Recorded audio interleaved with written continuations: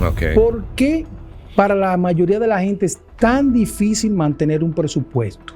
El presupuesto, sin una visión, un presupuesto no tiene ningún tipo de razón de ser. Tiene que cumplirlo, porque no es solo llevarlo en blanco y negro aquí, sino también ejecutarlo. Nosotros vivimos en una inmediatez. Nosotros queremos todo ahora. Y le pasa más a los hombres, a las mujeres y quienes manejan el presupuesto realmente. En ahorro es mayor que en las mujeres. Wow. La mujer suele tener la herramienta fundamental para la estabilidad financiera de cualquier familia.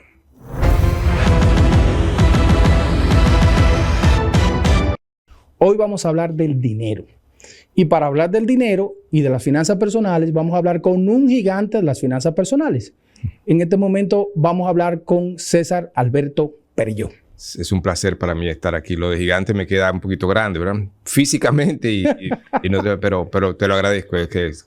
Se lo agradezco realmente.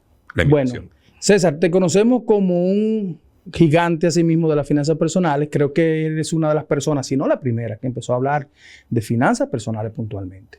Recuerdo que tienes un libro que se llama, creo que así mismo, Finanzas Personales. Yo lo leí, la primera edición. Creo que luego nos encontramos y me regalaste la segunda edición. Sí, he querido comprarlo, pero me lo regalaste.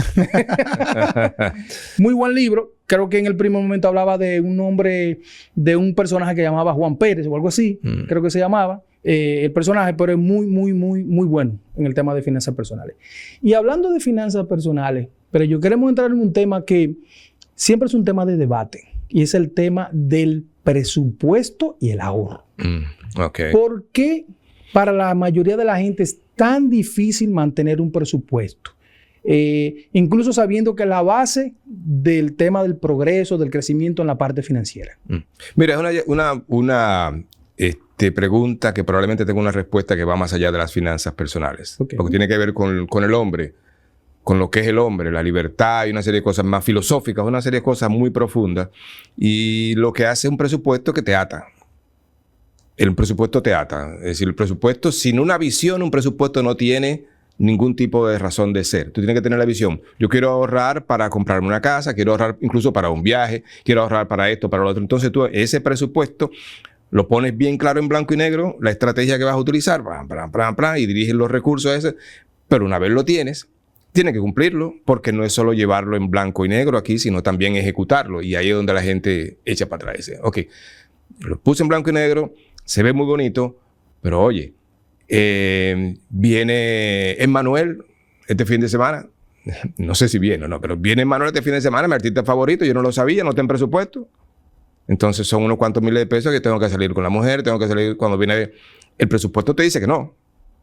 ¿Y qué te dice la vida, la filosofía? ¿Qué te dice la emoción? La emoción, te dice otra cosa. Entonces, por eso mucha gente dice, bueno, yo lo llevo después el presupuesto. Y se va a donde tiene dice. Y también por la falta de visión. Okay. Yo creo que esa es la parte más importante, tal vez. La falta de visión, sabiendo que tú te da la satisfacción ahora, en este momento, de ir a ver a Emmanuel, pero pierdes la oportunidad de tener una satisfacción mayor en el futuro, sin deudas, con un activo, con algo que te produce, que puedes ver a Emmanuel también, y ojalá esté vivo, claro está, pero que puedes verlo en el futuro. Y esa falta de visión, unido al hecho de que hoy día ya la gente piensa que se va a morir mañana, y paradójicamente, la gente piensa que se va a morir mañana, y paradójicamente estamos durando más. Sí. Entonces eso hace que tú tomes malas decisiones, definitivamente. Excelente. Y una cosa, entonces tú quieres decir, y me parece que es muy acertado, que nosotros vivimos en una inmediatez. Nosotros queremos todo ahora. Queremos disfrutar de las cosas ahora. Aunque sepamos que no podemos, porque entonces el presupuesto nos habla. El presupuesto tiene boca y dice, ahí no. Pero queremos disfrutarlo ya. Sí, claro. ¿Verdad? No podemos esperar. ¿Tú crees que eso se debe a un tema cultural? ¿O pudiera ser que a los hombres le pasa, a las mujeres no le pasa? Es una buena pregunta. Si le pasa más a los hombres, a las mujeres, ¿y quiénes manejan el presupuesto realmente? Mira, hay una estadística que salió recientemente donde dice que en la banca formal el averaje, el promedio que tienen los hombres en ahorro es mayor que las mujeres. Wow. Sorprende. Tiene sorprendente, pero tiene sentido. Vivimos en una sociedad donde todavía no estamos un 50-50 en producción, incluso en pago a las mujeres. No se le paga igual, definitivamente. Entonces, está bien que formalmente, o es lo correcto, no es lo correcto, más bien debería esperarse que el hombre tenga un mayor balance, porque la mujer tiene menos acceso. Regularmente la mujer se queda en la casa, muy a menudo hoy día todavía, y el hombre que produce, entonces las cuentas están los hombres. Pero la realidad es que la mujer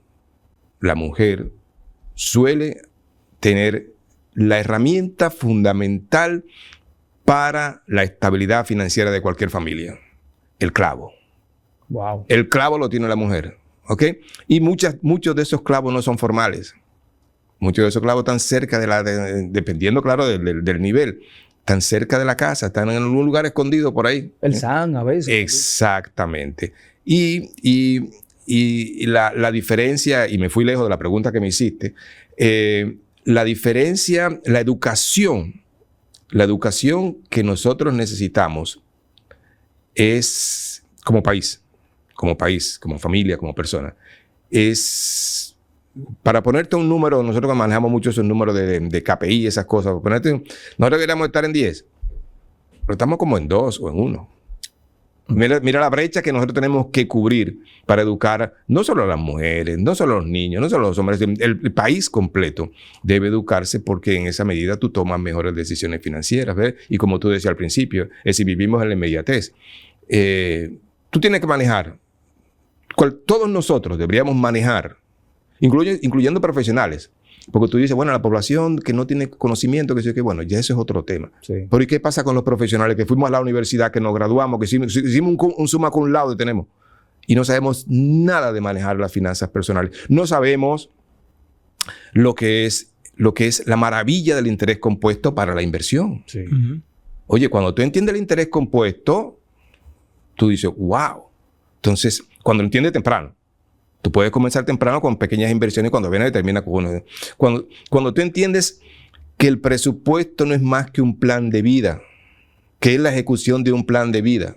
Cuando tú entiendes que la tarjeta de crédito son el mejor medio de pago que jamás existió en la vida, en la humanidad nunca había tenido un mejor medio de pago como eso. Crédito gratis, crédito rápido, resuelve emergencia. ¿Ah? Cuando tú entiendes todo esto, cuando tú entiendes que posponer 1 mes, 2 meses, 3 meses un gasto te va a ahorrar el pago de intereses, cuando tú entiendes todo eso, entonces tu vida es muy diferente. Pero de nuevo, no lo tenemos eso y nos gana la inmediatez, como tú decías al principio. Pero yo, entrando al tema totalmente educativo, ¿qué hábito tú entiendes y recomendaría para mantener un ahorro sostenible en el tiempo? ¿Qué hay que desarrollar? Bueno, yo siempre hago la separación de dos. En un país como el nuestro, obviamente, hay dos tipos de personas, vamos a llamarlo así. Ese que no puede ahorrar porque los ingresos no le dan. No, realidad. Y te asombraría, y tú lo sabes muy bien porque lo hemos visto en compañeros en algún momento de los trabajos que hemos pasado, no los trabajos que hemos pasado, los que hemos estado. Exacto. Tú te das cuenta de personas que tienen pocos ingresos, pero tienen un clavo, y personas que tienen muchos ingresos, pero no lo tienen. Entonces, lo primero es separar el que puede y el que no puede. Lo segundo es que además, mira, crear un hábito, y la cuenta del libro de hábitos atómicos, que está muy de moda, que es bastante bueno. Muy bueno. Te pone claro. Crear un hábito de cualquier cosa es difícil. E incluso, cuando ya tú tienes el hábito de consumir, que es el hábito que va contrario al del ahorro, Es más difícil quitarte el hábito con toda la estimulación que tú tienes es bastante difícil. Pero la mejor forma hoy día para tú poder crear un hábito de ahorro es la ayuda externa. Es decir, ok, yo me doy por vencido, yo no puedo tener cuarto en los bolsillos. Yo soy el tipo de gente que no puedo tener cuarto en los bolsillos. Bastante simple. Agarra y métete en uno de esos SAN que hacen los bancos. Ya. Y que te lo quitan automáticamente. Puede ser que tengas una cooperativa en la empresa. Que antes de ver una cuenta, que te descuente algo. Yo regularmente las cooperativas las recomiendo a pequeña escala, pero ya a mayor escala ya es diferente, ¿verdad? Yo prefiero las instituciones reguladas, ¿ok? Pero hay 1 millón de herramientas. Es decir, incluso en la pareja, y eso se da muy a menudo, si tú tienes hábito de ahorro, si tú puedes tener hábito de ahorro y tu pareja no, o al revés, tú sencillamente, el que tiene el hábito de ahorro debería manejar las cosas, ¿verdad? Y tener la sensatez de decir, no, yo no puedo tener un chile arriba, así que manéjalo tú. Tener esa confianza. Correcto. Yo tengo menos capacidad. La capacidad la tiene, el hábito que no lo tiene. Ya. Porque la capacidad la tiene, es decir, tú tienes los ingresos, tienes las cosas, tienes la capacidad porque tú tienes una cédula y con esa cédula tú vas al banco y te abres una cuenta de ahorro y ahí tú pones dinero. Lo que no tienes es el hábito. O tienes todo lo contrario, el hábito de gastar. Que tú no puedes ver, tú no puedes pasar por una tienda, que no ve una cosa nueva, que inmediatamente lo compra. Te compra especiales, la gente que aprovecha especial y compra 3 o 4. No está aprovechando nada. Bueno, y sobre todo ahora en este tiempo, que hay un fenómeno mundial, pero que en nuestro país tiene hace unos años empezó a crecer, que es el tema del Black Friday. El Black Friday, que empiezan a salir ofertas, tentativas, y digamos que hay una estimulación agresiva, sí, claro, para las personas. Y entiendo que es un tema hasta científico, porque a nosotros nos gusta tener endorfina, ¿no? La inmediatez, esa endorfina, esa emoción de comprar esa ropita, de comprar ese electrodoméstico, aunque no lo necesitemos.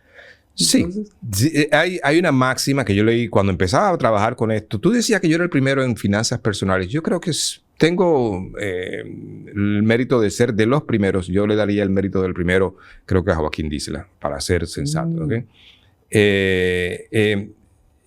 Cuando yo empezaba con esto, y estoy hablando de aquellos tiempos de los 2000, por ahí, esos lados por ahí, yo leí una vez algo que decía, no importa cuán barato lo compres, si no lo necesitas, lo estás pagando caro. wow. ¿Ves? Repíteme eso, César. No importa. Eso para anotarlo. Para que se quede. Oye, no importa cuán barato esté el especial que tú tienes ahí en frente de ti, no importa cuán barato esté. Si tú no lo necesitas, lo estás pagando caro. ¿Por qué no lo necesitas? Deberías comprar lo que necesitas. Ahora, eso tiene sus pros y sus contras. Claro. Estamos de acuerdo en que las empresas que venden tienen departamentos que están esperando, que están ahora mismo reunidos tratando de ver cómo te enganchan a ti y a mí, a todos nosotros, ¿verdad? Ese es su de trabajo, alguna manera. Tú sabes que la página de Amazon tiene departamentos, edificios completos, en lo que cada uno de los píxeles de Amazon está dirigido a llamar tu atención, pero no conscientemente, sino subconscientemente, para que tú le des clic. Claro. ¿Ok? Estamos seguros de eso.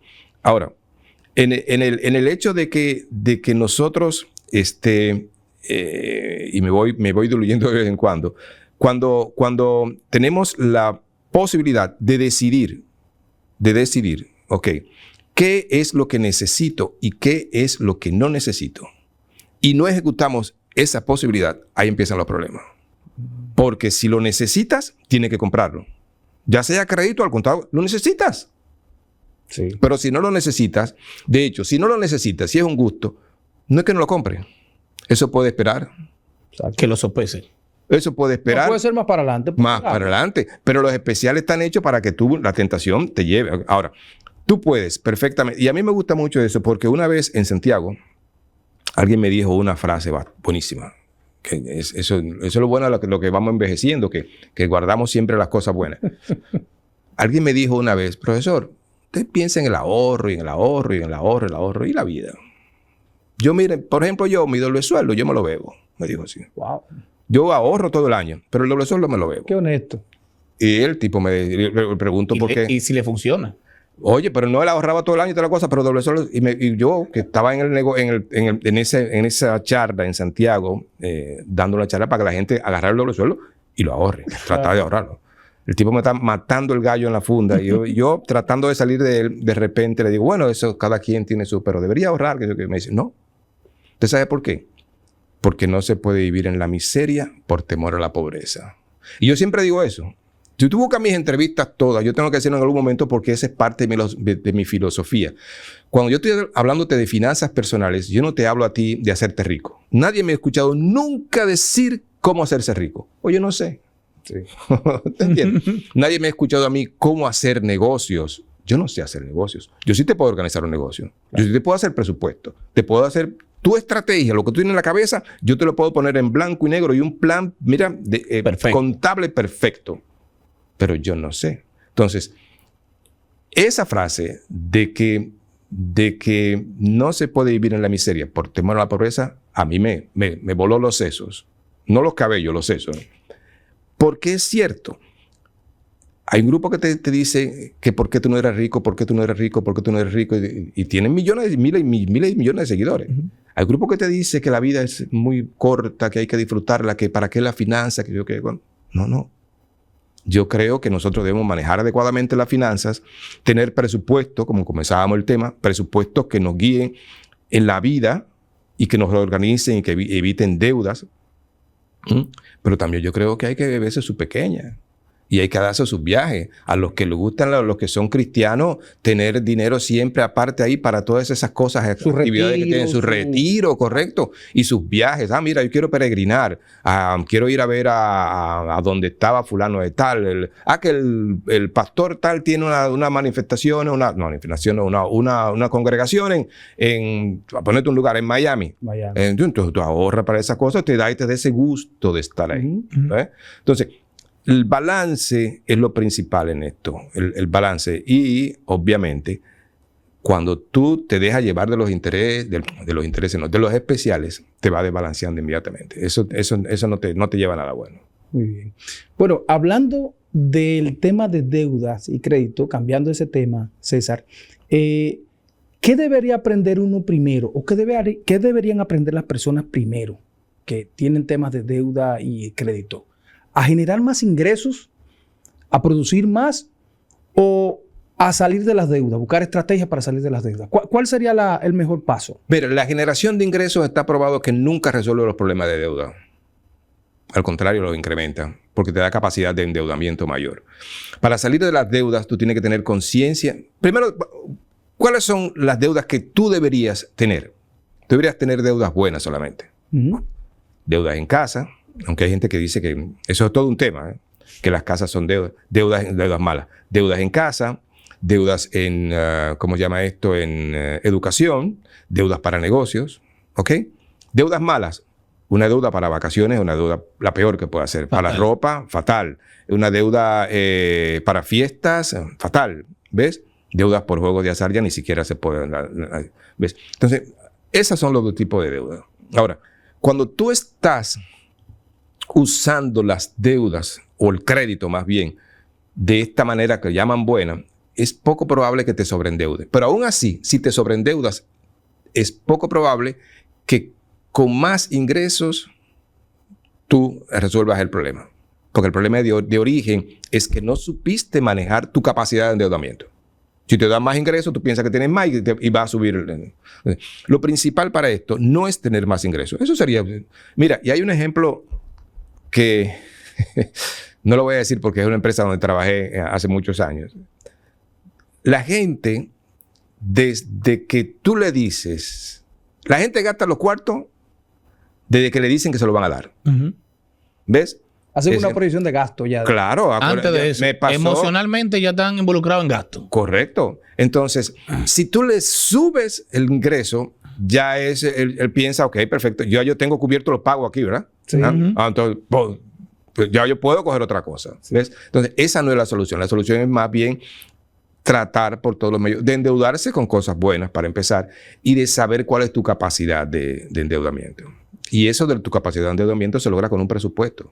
Claro. El presupuesto te ayuda mucho. Claro. Te dice, pero ven acá, yo estoy pagando el 30, 40% en deudas y más aún, probablemente el 10, 15, 20% en intereses, que es algo muy normal aquí. Es muy normal porque aquí hay mucha gente que está endeudada informalmente, que estamos hablando de que cuando tú ves los resultados del porcentaje que está pagando del total de sus ingresos, solo de esos intereses informales, a ti te da algo que yo me río a veces, pero porque no lo he visto tanto, pero te da algo que te corroe por dentro y dices, ¿cómo esta gente vive? Sí. ¿Cómo vive? Y esa es otra anécdota también que tengo. Esos tipos que están en las empresas que trabajan prestando son dioses. los aman, los quieren y los defienden los mismos trabajadores que están siendo... Dios, no sé ni cómo decir en un medio que no... ¿Cómo llama esto? Los vampiros, lo están chupando la sangre. El mismo tema, el inmediatismo. Esas personas son las que le resuelven el inmediatismo a ese colaborador, a esa persona. Eso es así. Y una pregunta, pero yo, estas personas que ya están endeudadas, que ya están metidas en esa situación, ¿qué recomendación le podemos dar para salir de esa espiral de recomendación?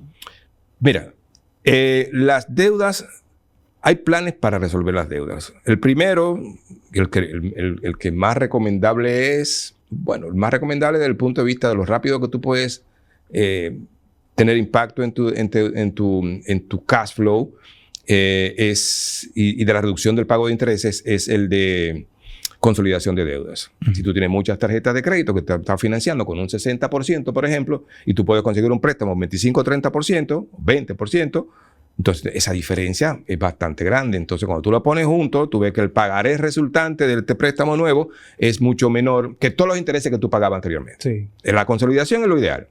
Ahora, tú no puedes consolidar. La otra parte es tratar de alguna manera de eliminar deudas haciendo un plan que es bastante simple. Primero tú listas todas las deudas. Tú las listas en blanco y negro, de menor a mayor. Tú las menores las vas pagando poco a poco, esas que tienen para limpiar. Las que te quedan, trata de atacar poco a poco las que tengan mayor nivel de interés. Siempre tratando por todos los medios de que no te atrases en ninguna de ellas. ¿Ok? Y entonces, ese plan, ¿cuánto te va a durar? Probablemente 6 meses, probablemente 1 año, probablemente 2 años, ¿ok? Pero tienes que enfocarte en eso. Todo lo que te ingresa a ti extra tiene que ir dirigido a ese plan. Para eso hay unas hojitas de Excel. Yo tengo una que hice hace no sé cuántos años. Incluso es parte está en el libro. Sí. Sí, así que tiene que tener más de 25 años. Que es bastante simple, porque es lo mismo. A pesar de toda la tecnología que tenemos, realmente finanzas personales trata de lo mismo. ¿Cómo tú manejas tus ingresos? Sí. Es decir, yo recibo un salario, ¿cómo yo lo manejo? ¿Cómo yo lo distribuyo? Sí. ¿Qué es lo que más me importa a mí? Ok, a mí lo que más me importa, yo no le voy a dejar un solo centavo a mi hijo. Si le queda algo, le quedó. Pero yo no le voy a dejar un solo centavo a mi hijo. Ahora, ¿qué sí le voy a dejar? Una educación.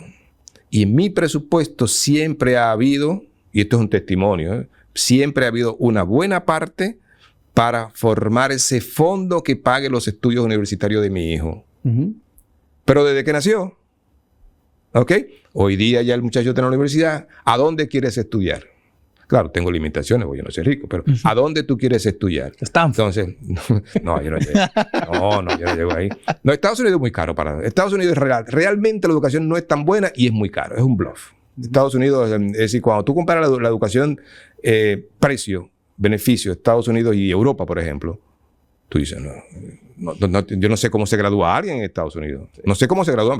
Los muchachos están terminando con cientos de miles de dólares en deudas. Sin trabajar. Sin trabajar. Quiere decir, años tú pagando eso. No tiene sentido. Pero volviendo al tema, ese es tu objetivo. Ese es tu objetivo. Entonces, vamos hacia allá. ¿Cuál puede ser tu objetivo? Cualquier otro. ¿Ves? Pero, y eso me gusta mucho de Tremenda, que no era parte del tema. Porque siempre lo digo. Desde que tenemos los muchachitos, tenemos 2, 3, 1 año, lo que sea. Desde que nacen hay que hacer ese plan para tener un dinero suficiente o más o menos algo para cuando él diga, mira, yo quiero ir y lo voy a poner local, yo quiero ir a INTEC, yo quiero ir a UNIBE, porque son las carreras, donde están las carreras que yo quiero y son las universidades que están rankeadas. Sí, que son muy importantes. La realidad. ¿Ok? Entonces, ese muchacho va a poder ir ahí porque tú durante 15 años hiciste ese plan. 15 años. Oye eso. 15 años hiciste ese plan. Él va a poder ir ahí. Va a ser una persona que se va a desarrollar. Una persona que va a hacer lo que le gusta. Y la persona que hace lo que le gusta y trabaja en lo que le ama es una persona feliz. Entonces, tu objetivo en la vida, que fue traer un ser a este mundo que sea feliz, ¿está logrado? ¿Te alcanzó? Sí. Y perdona que me haya distraído. No. Bastante interesante el tema. Está muy bien. Y te comento que se ha visto mucho en boga en estos días, más por el tema de que ya hay redes sociales, pero creo que ese tema siempre se ha visto, pero ya está llegando, se está diluyendo más, porque hay grandes empresarios y un ejemplo actores que han dicho, no, mis hijos, yo les doy educación, yo les doy esto, mi riqueza, lo que me quede después que yo no esté, va a ser de manera entregado a una de filantropía. Ajá. Sí, en el caso mío no queda mucho realmente, pero... Sí, no, porque estoy hablando de tipos que tienen mucho dinero. Pero realmente es que mira, tú puedes dejar, y nosotros sabemos muchos casos, sabemos nosotros que estamos aquí, sabemos muchos casos, tú puedes dejar la mayor cantidad de dinero que tú quieras a tus hijos, de herencia, y lo pueden destruir en poco tiempo. Hay casos que... Déjale una educación y es para toda la vida. Claro. Sí. Y la educación aquí no es tan cara, déjame decirte, no es tan cara. Pero la educación, la calidad es directamente proporcional a la calidad. Sí. Es decir, está bien que en la UAS hay algunas carreras que son de muy alta calidad, pero estamos hablando de que si quieres una carrera con una alta calidad incluso en el mercado, aceptación. En el mercado más que nada. Exacto. Tú tienes que irte a las que son más caras. Claro que sí. Tú sabes que esa parte que tú hablas de darle educación en vez de dinero a los hijos, me recuerda mucho un libro llamado Fish, que cuenta la anécdota de un pescador que él quería a una persona que le diera un pescado, pero realmente le enseñaron a pescar. Es muy interesante. Y hablando sobre... un libro, un clásico de los 90, ¿no? Claro, 2000, claro. Sí, todos teníamos que leerlo. En el tema de la inversión, César, y en el tema de ingresos y pasivos, ¿cuál es el error más común que cometen las personas cuando quieren empezar a invertir? Porque hablamos mucho de inversión, pero falta mucho tema de educación para la inversión. Pero ya yo quiero invertir. Yo tengo algún dinerito ahí, ¿no? Y no quiero dejárselo a los bancos para que los bancos se vaya devaluando y el dólar empieza... Claro. Y yo quiero invertir. ¿Cuál es el primer error que uno comete o que se comete cuando se va a invertir? Mira, tú lo acabas de decir. El primer error es no tener conocimiento, la educación. No tener el conocimiento de dónde se va a invertir. El segundo error es la avaricia. La avaricia, buscar los mayores rendimientos. Mira, condenado por la Biblia, perdón que lo diga. No, porque debe estar condenado por todo el mundo, debe estar condenado en la Constitución. Y la Biblia es lo primero que lo condena, obviamente. Si nos lleváramos de la Biblia, fuéramos un poquito diferentes. Bueno. Y no yo creo que los 10 mandamientos lo resume todo. Sí. Los 10 mandamientos lo resume. Tú puedes olvidar el resto de la Biblia si tú quieres. Los 10 mandamientos lo resume todo. Pero bueno, vamos a esto, que nos dijimos que no íbamos a hablar de eso. Sí. Mira, en el caso de las inversiones, del desconocimiento que tenemos de las inversiones, eso trae muchos problemas. Y te voy a poner un ejemplo, y como este es un programa que está bien, se ve, y muchos jóvenes lo van a ver, y mucha gente lo va a ver.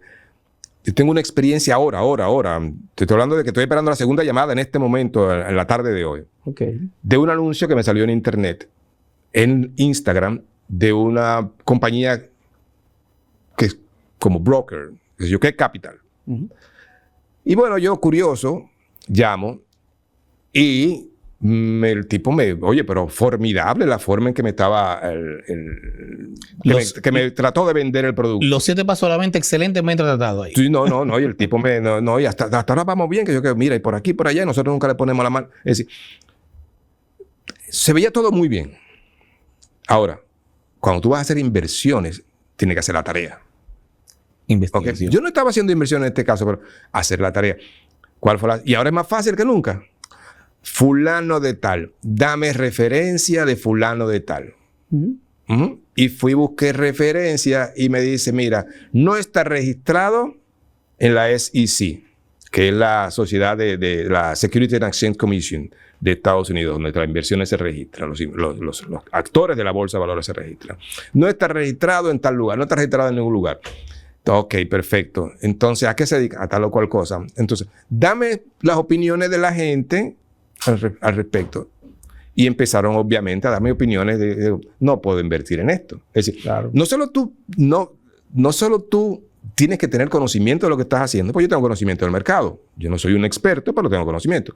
Sino que tienes que hacer hoy día la investigación, la debida diligencia, como lo dicen.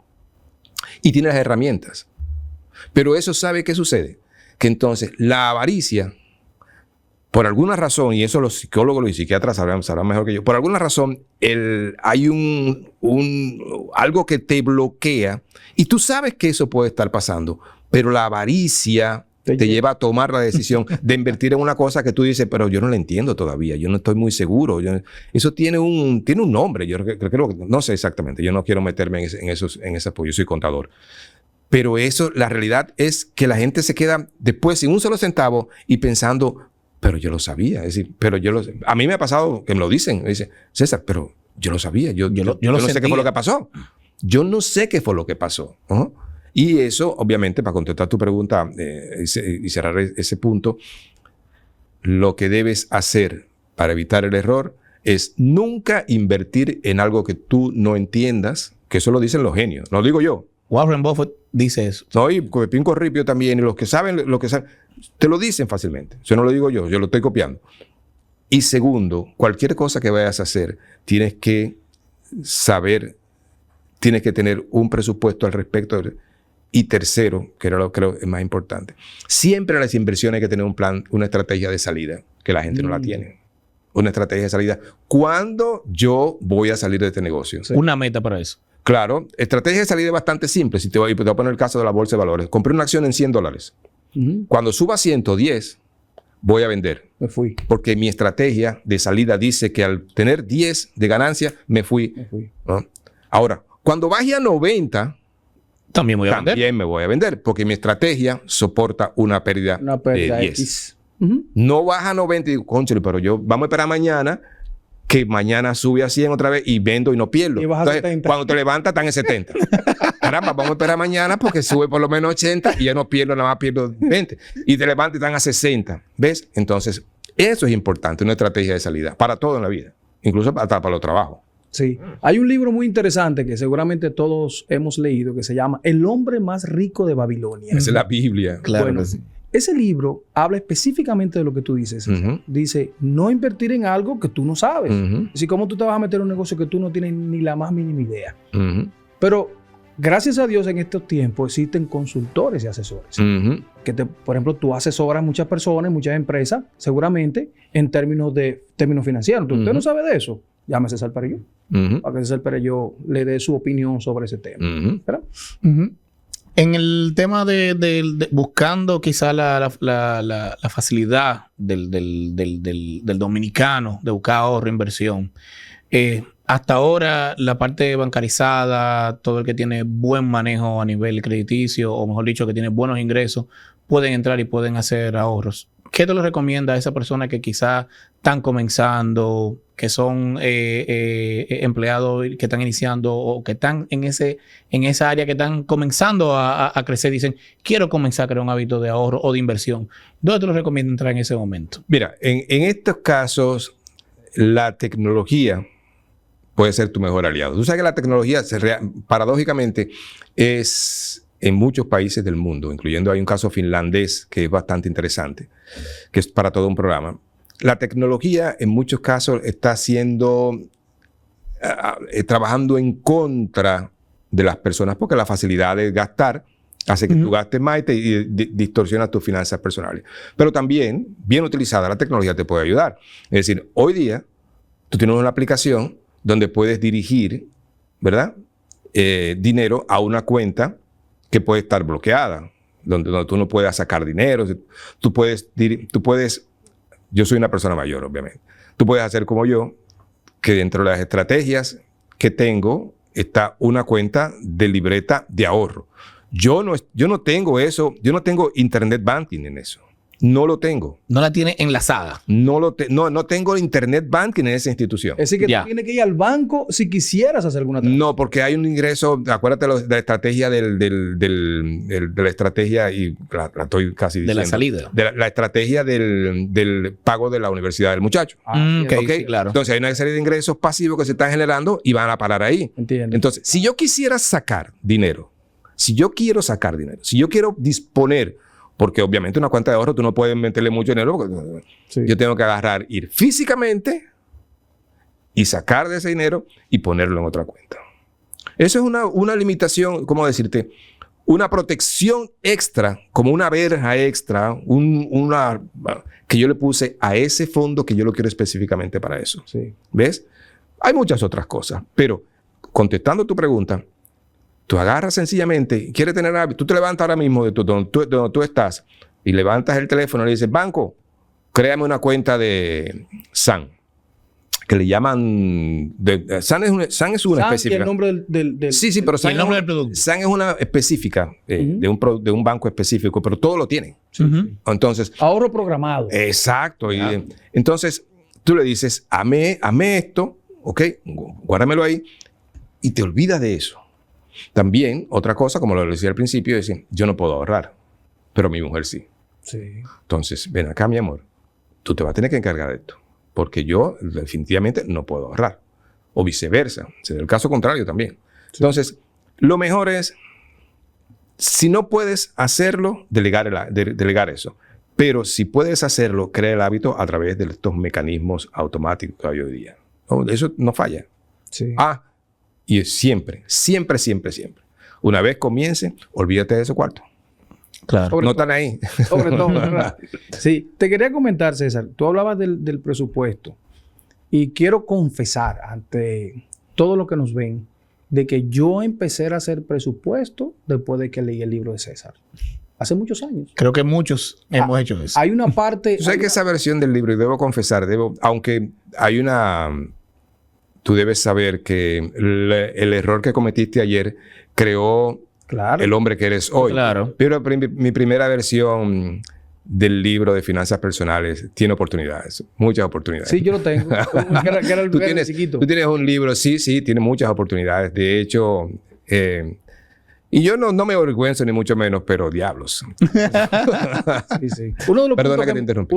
No te preocupes. Uno de los puntos que más me llamaba la atención del presupuesto era la parte de haga su ahorro de emergencia. Ajá, su fondo de emergencia. Su fondo de emergencia. Eso me llamó mucho la atención en aquel momento porque, como tú comentabas, pasa muchas veces de que tú quieres hacer algo, ¿verdad? Que es una emergencia realmente. Comprar la batería del carro. Porque tú no te programas para necesariamente déjame guardar los cuartos de la batería o lo de la goma. Algunos sí, otros no. Sí, pero si tú tienes ese dinero de emergencia guardado ahí, pasa cualquier cosa y tú no te estresas porque está y tú tienes algo. No tienes que ir al banco, no tienes que ir a la tarjeta de crédito, ya tú lo tienes ahí. Sigue tu vida normal. O si tú quieres lo coges la tarjeta de crédito, pero sabes que tienes con qué pagarlo. Entonces, es muy interesante. Pasando ya a una parte que hablábamos al inicio, César, del tema de la mentalidad financiera y hemos hablado de los hábitos. ¿Qué patrón mental crees que más limita a la persona para prosperar económicamente? Mira, yo, de nuevo, soy contador y te puedo hablar en base a mi experiencia. La mayoría de la gente piensa que sus problemas financieros o su situación financiera es culpa o del gobierno, o del trabajo, o del jefe, o de una mala suerte.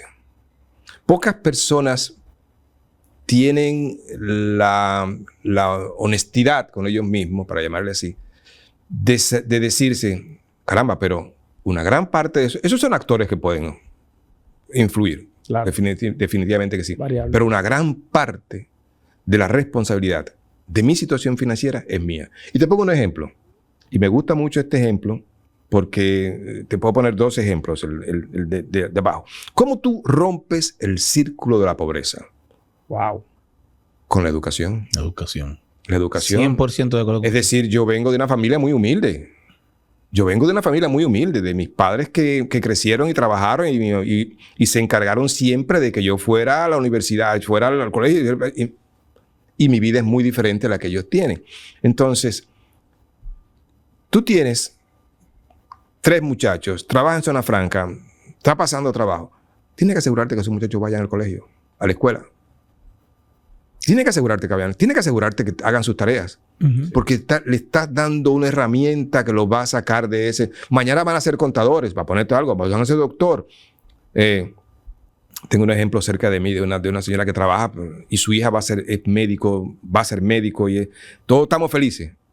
Pues cuando sea doctora ya no va a ser la que sirve el café, por Dios. Claro. Su mamá servía el café y ella va a ser doctora. Sí. ¿Ves? Y lo mismo pasa a otros niveles. Es decir, tú tienes que encargarte de que tus hijos, de esa generación nueva, sea más educada que la nuestra. Entonces, eso es responsabilidad tuya. Sí. ¿Ves? Tú no puedes... Si tú te pones a esperar que el gobierno o que el jefe te resuelva los problemas, está frito en aceite verde. Porque no van a venir por ti. No van a venir a ayudarte. Nadie te va a ayudar. En finanzas personales, nadie te va a ayudar. Tiene que ser tú. Y tu mentalidad tiene que ser, ok, no voy a ser rico, pero voy a estar alejado de deudas, por ejemplo. Claro. ¿Tú sabes la felicidad que te da a ti? Va a vivir feliz. Sin deudas. No eres rico de dinero, pero posiblemente eres rico de paz. Claro. No voy a ser una persona que vive en una mansión, pero tengo mi casita propia. Sí. Tú sabes la cantidad de gente con posibilidad hoy día que no aprovechó o que no está aprovechando las casas estas de ¿cómo se llama? De bajo costo, las económicas, que te dan bonos. La primera casa, primera vivienda. El bono de primera vivienda, que hay financiamientos en algunos fideicomisos que todavía... Sumamente blando. Que todavía están dando el 9%. Sí. ¿Tú sabes que un 9% de interés para una casa? Y entonces tú pagando alquiler allí porque nunca en tu vida se te ocurrió que... Claro, hay gente que tiene limitaciones. Me refiero a los que no. Hay mucha gente que sí pudo estar haciéndolo ahora y va a morir fuera de su casa. Yo pienso, estoy hablando mucho, filosofando demasiado, creo. Yo pienso que un hombre como tal, un hombre debe morir en su casa. Sí. En su casa propia. Uh-huh. Hay quienes dicen, y tienen su razón, hay quienes dicen que comprar casa no vale la pena. Pero eso es otro tema. Eso es otro tema. Ese es otro tema. Me gustó el término que tú dijiste ahorita, frito en aceite verde. Sí, eso me lo decía una amiga mía, una amiga que hace años que no veo, Soraya. Decía siempre, aquí estoy yo frita en aceite verde.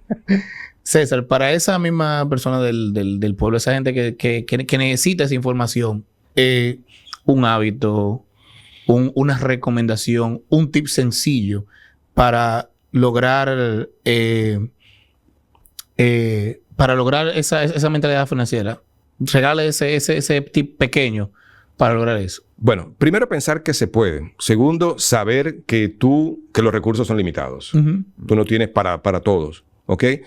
Y tercero, hay que organizarse, hay que hacer su presupuesto, hay que tener bien claro que en la vida las cosas, en la vida todo pasa, pero las deudas, por ejemplo, no pasan. Las deudas se quedan ahí. Uh-huh. Si tú no le entras, las deudas... Entonces, sin lugar a dudas, si yo pudiera ponerlo en una sola línea, le diría que hay que poner atención a las finanzas personales. Ponerle atención. Y que nos olvidemos del tema finanzas personales. Vamos a hacerlo más simple. Hay que evitar por todos los medios caer en la olla. Punto. Es decir, que la gente le deje de tener miedo a las finanzas, a los presupuestos, porque da terror. A mí me pasa, Me pasa que empezamos a sacar números. Yo y mi esposa sacamos números juntos y me da terror. Por el simple hecho de saber de que hay compromisos. Que hay compromisos y que hay gastos. Pero perderle ese miedo a las finanzas, porque realmente es tu futuro, ¿no? No tener un presupuesto es hacer lo que hace el avestruz. Meter la cabeza en un hoyo y dejar todo el resto del cuerpo. Sí. Lo que pasa es que el presupuesto te dice dónde tú estás, no solo en este momento, sino dentro de un año, dónde tú vas a estar. Y eso aterra a mucha gente. Uh-huh. Sí. Dime una cosa. Ahora hay muchas personas que hablan de finanzas. Esos influencers financieros, ¿realmente ellos están educando, están ayudando o simplemente están confundiendo a la gente? No, hay mucha gente que está haciendo buen trabajo. Yo no los sigo y no porque no sea... Hay un par que yo sigo, obviamente por respeto y por todo, que son muy buenos. Pero yo no los sigo porque, como hablamos de finanzas personales, resulta que de repente yo voy a publicar algo de finanzas personales y él lo acaba de publicar. O este. Siempre. Entonces, a mí me da la impresión de que le estoy copiando a él. Sí. ¿Ves? Entonces, pero hay mucha gente buena haciendo cosas interesantes. Hay mucha gente... ¿Tú quieres saber cuál es el bueno y cuál es el malo? Ese que te hace sentir que te está ayudando y no ese que te hace sentir que tú eres que tú no sirves para nada y que eres un disparate. Y que porque no te hiciste rico, tú no sirves para nada. Y que ¿qué haces tú ahí todavía? No. Eso es uno. Segundo, ¿tú quieres saber cuál es sincero o no? El que no te vende un producto. Uh-huh. Si no te vende... Porque mira, yo te voy a arreglar tus finanzas personales, que sé yo qué, cuándo, y tienes que hacer esto y lo otro. Pero por atrás te dicen, con este producto de inversión, nosotros tenemos no, salga de ahí inmediatamente. Ya no, si te aconseja y te vende un producto, sale ahí. Listo. Bueno. Y ¿qué tú entiendes que, por ejemplo, porque eso me llama mucho la atención, en las escuelas de hoy en día no hablan de finanzas personales. Es muy difícil, te hablan de muchas cosas, hasta de moral y de ética, pero no te hablan de finanzas personales. Bueno, van a volver a hablar de moral y ética ahora, ya lo habían dejado hace un tiempo. Sí. Nunca han hablado de finanzas personales. Esa es una parte de la responsabilidad de nosotros en el hogar, con los hijos, educarlos.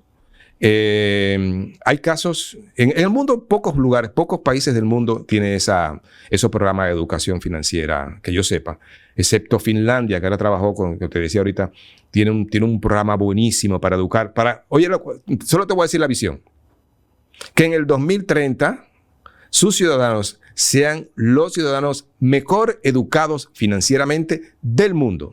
Bárbaro. Esa es la visión. Está clara la estrategia. Entonces ya tiene un millón de estrategias en la cosa. Pero sí, deberíamos comenzar como país a tener ese plan desde las escuelas a manejar las finanzas, a que los niños aprendan a manejar las finanzas personales. Yo tuve la oportunidad, y cada vez que puedo lo hago, cada vez que me invitan en Don Bosco, de ir a donde esos muchachos, a Don Bosco, estoy hablando de como 100 y pico de muchachos, y la avidez que tenían esos niños, niños ya grandecitos, 14, 15, 16, adolescentes, de saber ciertas cosas, te sobrecoge realmente. Te sobrecoge saber que es, pero en su casa no tienen esa educación. Sí. Y yo voy un día. Claro. Y le doy una charla. El seguimiento. Jefe. El seguimiento, todo ese tipo de cosas. Si pudiéramos tener esa educación en los muchachos, sería muy bueno. Ahora, en lo que llega, vamos a hacerlo a nosotros en la casa. Lo interesante es que tú le despiertas, aunque vayas una sola vez, le despiertas ese pajarillo, ¿verdad? Que está adentro para que empiecen a hablar de finanzas personales. Claro, claro. Para ir cerrando el tema, regale a esos padres que necesitan eso 2 técnicas rápidas para que le comiencen a enseñar a sus hijos a entender lo que es las finanzas personales. No, yo creo que con una es suficiente. ¿Una sola? Sí. Tienen que educar con el ejemplo. Educar con el ejemplo. Es decir, yo manejo... tú no tienes que ser un graduado en Harvard de economía. Es bastante simple. Es lo que te entra, cómo tú lo manejas. Punto.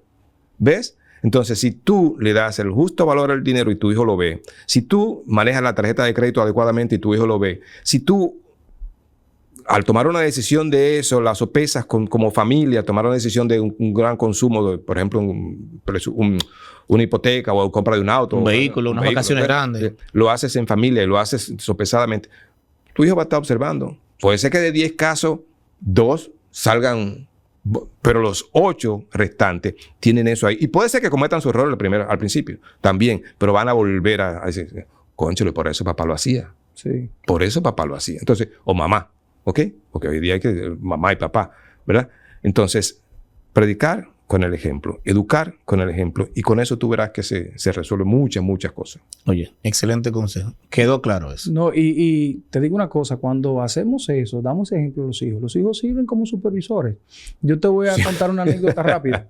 Yo tengo un hijo que a veces me dice, cuando vamos a una tienda, eso no es necesario. Me dice, te lo recuerda. ¿Para qué tú vas a comprar eso? Claro. Eso no es necesario, eso no se necesita. Digo, no, porque eso no es necesario. Entonces, ya vienen con esa mentalidad de qué es necesario y qué no es necesario. Sí, porque acuérdate que los muchachos nacen, vienen buenos. El Señor los pone en este planeta como debe ser. Nosotros lo desprogramamos.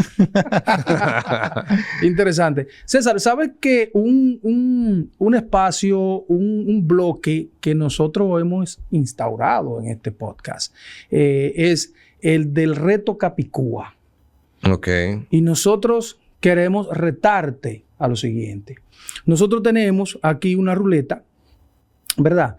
Y esa ruleta dirá qué tú quieres hacer. ¿Qué te gusta a ti más? Te pregunto. ¿Te gusta la poesía?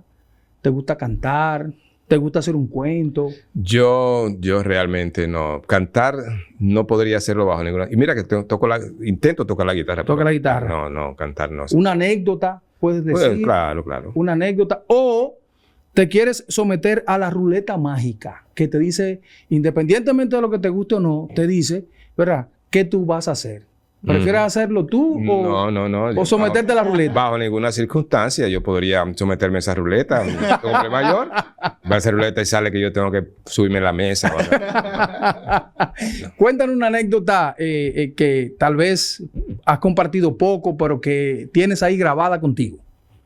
¿Qué te cuento? Ahora sí, pero tiene que ser de finanzas o... De lo que tú quieras, no necesariamente finanzas. Vida, de tu vida, de cuando... Te voy a hacer una de las cosas que más me ha impactado a mí en toda la vida. Y lo escribí, Cuando mi papá compró su primera casa, 1970, era una casa de madera, de palma. Y con el tiempo, mi mamá la puso bien bonita. Mi mamá era un ser formidable. Y al poco tiempo, mi papá le dijo a mi mamá, vamos a ponerla de blocks. Y empezaron a construir la casa de blocks. Con nosotros adentro. Sí. Todo bien. Porque tú vas construyendo la carcasa, ¿verdad? Y te deja todo bien hasta que hubo que poner el techo. Cuando hubo que poner el techo, hubo que quitarlo y durar un par de días sin techo y llovió muchísimo. Pero la anécdota no es esa. Terminamos la casa, pero cuando se está dando cuenta la gente de la forma que está tomando la casa, empieza a decir, pero esa casa tiene una marquesina, un garaje. Sí. Era una casa pequeña, pero tiene un garaje y él lo que tiene es un motor. Y este tipo, y empezó, oye, media calle a relajar a mi papá por esa... Terminó su casa, con su marquesina, abierta incluso porque no tenía carro. Sí, sí. No sé cuánto tiempo, no te puedo decir cuánto tiempo, pero muy poco tiempo después, tal vez 6 meses, tal vez un año. Mi papá llegó a casa un día con un Datsun 1200 con los plásticos que le quitamos en esa marquesina. Wow. Ese es una de los ejemplos de visión más impactantes que yo he tenido en mi vida. Es decir, se burlaron de él. Sí. Se burlaron de él. Y él tenía sus cosas bien claras. Sí. Cuando llegó ese auto, yo me acuerdo perfectamente como ahora que salimos todos y nos pusimos a quitarle los plásticos a aquel Datsun 1200. Y eso me impactó toda la vida. Y por eso mi papá, que no es tan buen comerciante, mi papá es bueno vendiendo, pero no es tan bueno financieramente hablando, siempre lo guardo como un ejemplo y siempre lo hago como un ejemplo de lo que debe ser la visión. La visión es algo que no tiene... Físicamente tú no puedes tenerlo. Parece imposible de lograr. Pero cuando tú estás claro, esa visión te da el ánimo, te da las fuerzas, te da los caminos para tú lograr ese objetivo. No te dejas guiarte, sencillamente eso. Correcto. Ese es excelente. No bailé. Bueno, César, muchísimas gracias. Cumplió el reto. No, excelente, César. Esta conversación ha sido muy animada.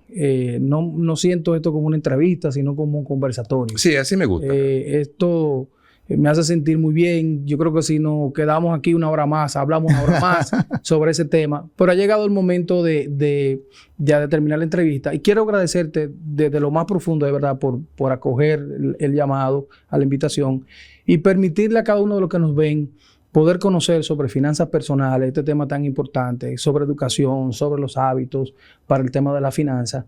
Y que, señores, no es imposible que salgamos de las deudas. No es imposible, es posible ahorrar, es posible progresar. La educación es la base, es algo sumamente importante. Y quiero terminar este podcast con una frase que creo que es de Aristóteles. La vida y la felicidad se basa en el equilibrio.